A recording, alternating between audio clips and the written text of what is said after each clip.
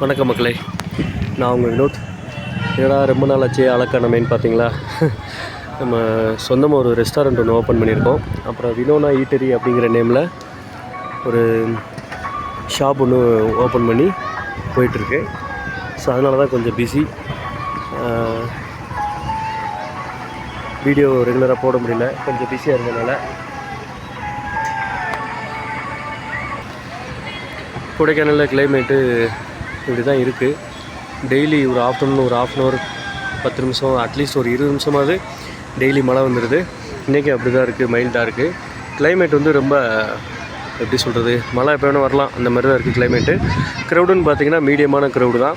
ரொம்ப heavy crowd, heavy demand அந்த மாதிரிலாம் அந்தளவுக்கு கொடைக்கானலில் கிடையாது. முந்திலாம் பார்த்திங்கன்னா ரொம்ப ஹெவி க்ரௌடாக இருக்கும், டிராஃபிக்கு ஹெவியாக மணிக்கணக்காக டிராஃபிக் இருக்கும்.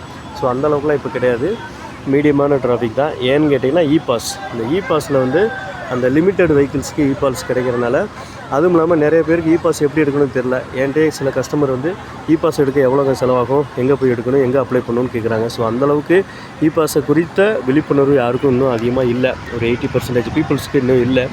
மோஸ்ட்லி படித்த பீப்புள்ஸும் மொத்தம் தெரிஞ்சவங்களுக்கு இ-பாஸ் எடுத்து வந்துடுறாங்க, மற்றவங்களுக்கு இ-பாஸை பற்றி தெரியல. ஸோ அதனாலேயும் கூட இருக்கலாம்.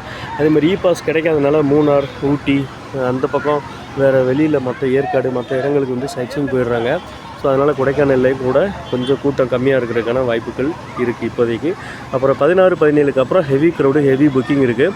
இந்த வீக் தான் இப்படி டல்லாக இருக்குது. நெக்ஸ்ட் வீக்லலாம் அடுத்த கண்டிப்பாக ஹெவி க்ரௌடாக இருக்கும். அடுத்து 20ஆம் தேதிக்கு மேலே ஃப்ளவர் ஷோ வைப்பாங்க. ஸோ அந்த டைம்லேயும் பயங்கர பீக்காக இருக்கும். அவ்வளோதான், சீசன் முடிஞ்சிருச்சு. சீசனில் எந்தளவுக்கு நாங்கள் பிஸ்னஸ் எதிர்பார்த்தோமோ அந்தளவுக்கு பிஸ்னஸ் கிடையாது. ஸோ அதேமாதிரி MM ஸ்ட்ரீட்டில் வினோனா ஈட்டரிங்கிற நேமில் ரெஸ்டாரண்ட் ஓப்பன் பண்ணியிருக்கோம். ஷாப்பும் வச்சுருக்கோம்.